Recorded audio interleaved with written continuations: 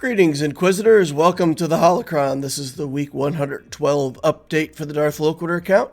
I update this account's progress every week, go through all the characters, ship upgrades that I'm doing, talk about my plans for the future, and y'all can follow along. If you have any questions or comments, I'm always happy to hear that as we go along. Please write any questions or comments you have down below, and we'll talk about it, answer questions, or just have a chat. All right, with that in mind, let's get into it and let's see what happened in week 112. So first things first, right after the last update, I was working on the mods for Dash Rendar, and I got him this offense set that looks pretty good. 25 speed, 22 speed on the diamond. We've got 23 speed on the circle, 23 speed on a cross with offense, crit damage triangle with 13 speed, and then here we've got an offense main stat with a 22 speed substat on the arrow. It gets him at 312 speed, not blazing speed, but really a lot of offense for that amount of speed. So over 300 speed and with tons and tons of offense. I noticed that he was ready to upgrade to relic, and I still had time to lock in changes for Grand Arena. So I went ahead and took him up to his full Relic 7 level that he needs to be for the journey. And it gave me a quest completion at Relic 5, but he has to go to Relic 7 for the Profundity journey, so we took him up there. Or even if he didn't, we wanted him at Relic 7 anyway, so it's all good. And then we put this Zeta on to kind of finish him off, and now he's pretty much got everything he's going to need. Helps with the ship, it may help him. I have enough for one Relic 8 upgrade, so I'm looking through here, and C is at 162,000 health. I ended up putting the Relic 8 on him. It only took him to 167,000 health, so I was kind of surprised that it didn't do more for his health.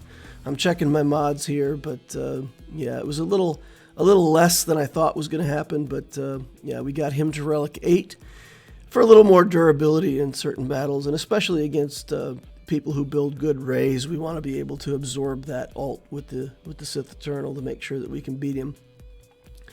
Taking a look at L3, we can take her to gear 12, so I go ahead and do that. That gives me a pretty good version of this little Dash Rendar team. 3PO and Chewie can go up to gear 9 here.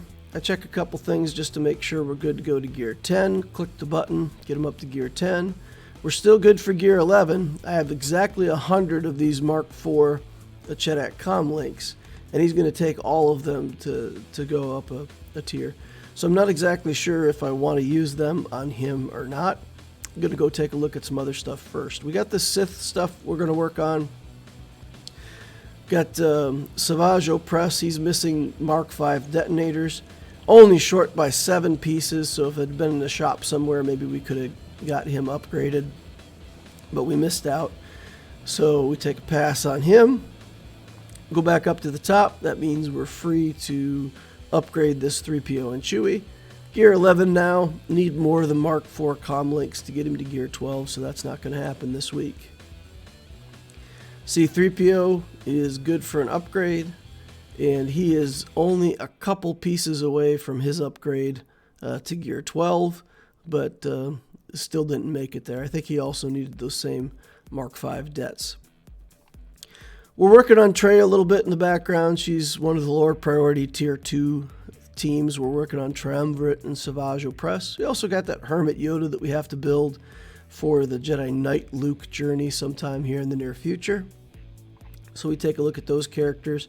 Then we go in and we take a look at ships, and there's really not a whole lot that I want to build on ships. Waiting on this Profundity.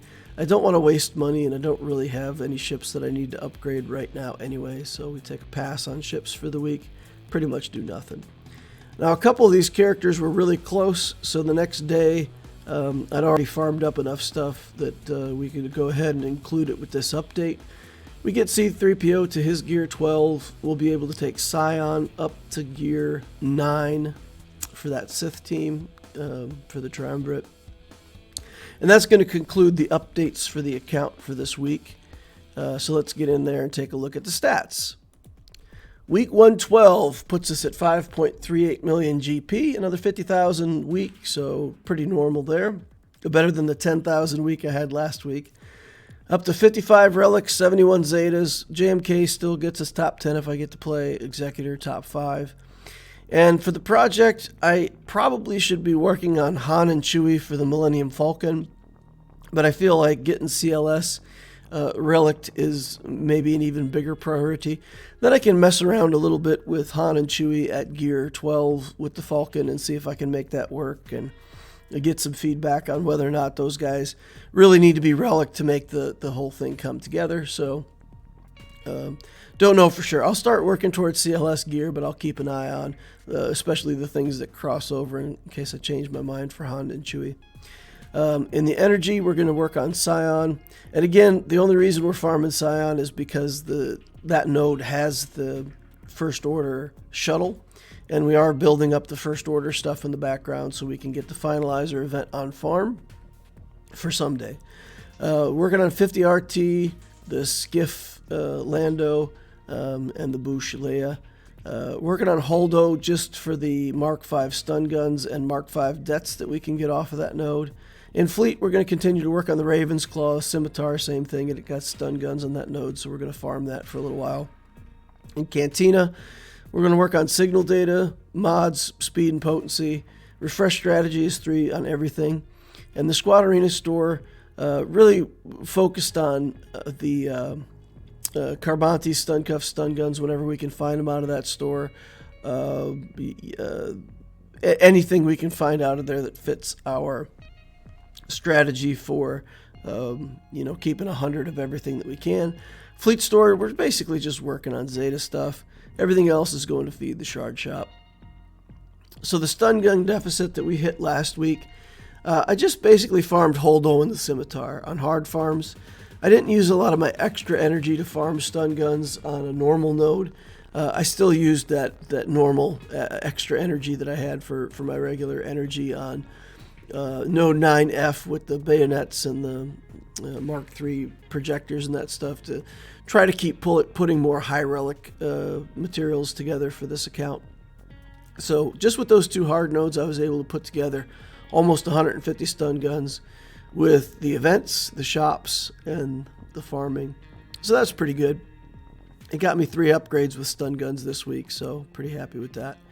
I'll do the same thing for next week, and I'll continue to look for anything with low material inventories in the shop. So if I see like a material in the shop that I have 62 of, I'll buy until I have 100 of it to try to make sure I stay ahead. Kind of a inventory strategy instead of farming toward certain characters, so to speak. And I did have extra Carbontis, so when I ended up the week, I still had Carbontis left in the bank that weren't clicked on, so that's first time in a long time that's happened.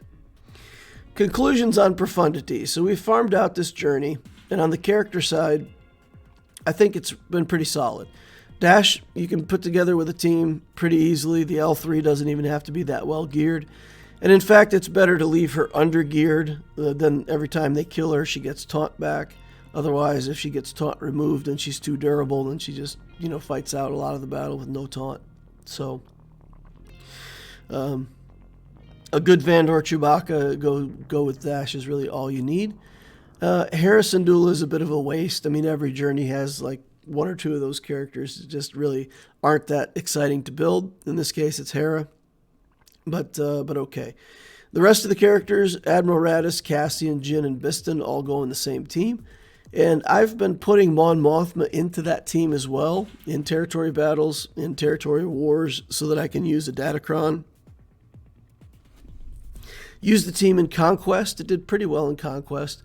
It's not like a end game Conquest team, so it's not that good, but it certainly did some work over in Conquest for me. Putting Mon Mothma into that team, if you don't have a lot of other characters to make a Mon Mothma team with, is a pretty good deal. She can still summon her extra person for the 6th slot, and that character still removes the opposing team's buffs. And this team really lacks buff control, so it's pretty nice to have Mon Mothma in there to get her summoned up, and be able to remove taunts from characters and things like that. So, 5 characters out of these journey can go on the same team if you want them to, and it makes a pretty effective little team, so pretty satisfied with that. You can also use Mon Mothma in the lead if you fight a team where it's better for you to take a bunch of attacks. For example, if you wanted to fight General Grievous with this team, taking out the B-1 battle droid is easier with the Mon Mothma version of the team versus Raddus. So you can change it up a little bit if you want to. All right, on the ship side of things, I've had the opposite experience. So when you're building Executor, for example, the bounty hunter ships, as you build them up, you can put together a fleet under the Chimera or Executrix and have a pretty good effect on Fleet Arena and in GACs. With this Rebel fleet, I have found that it really doesn't seem to be very impactful. Of course, when I get the Profundity, the ships are needed, and that's the Profundity fleet, right? But I'm kind of surprised at how, let's say, ineffective the fleet side of things has been. So if you wanted to pursue the Profundity journey early game with the idea that, you know, you'd be building up a good fleet, that's not the case. You're better off building Geos and Malevolence, and that fleet's gonna beat what this does under Home 1. But okay, again, it's requirements for the journey, and once you get the Profundity, you'll have the good fleet. So it's not, let's say, wasted resources, but I wish it made a more effective team while you were building toward the Profundity. So A on the characters, maybe a C on the ships. Anyway, just food for thought for people. You can let me know, like I said, in the comments if you feel differently or if you've had a different experience.